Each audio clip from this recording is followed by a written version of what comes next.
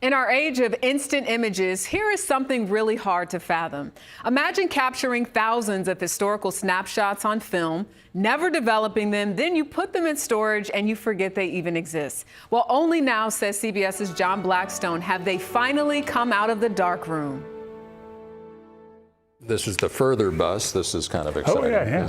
Bill Delzell has a massive and mysterious collection of photos.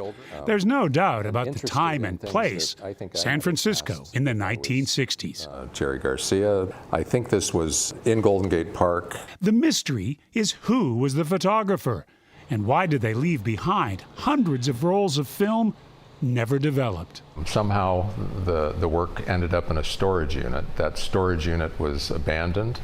A picker bought it, sold it to a collector.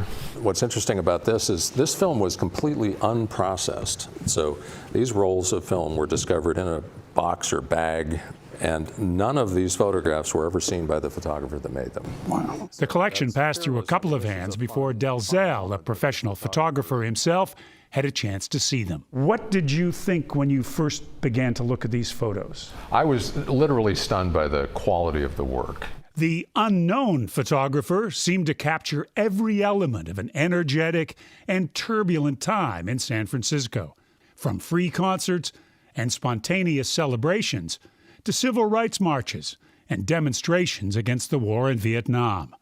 All that, along with famous faces of the 60s counterculture. Some people speculate that's the best portrait ever done of Timothy Leary, and it's not posed, but it's captured at a really exciting moment. They literally seem to be everywhere all the time.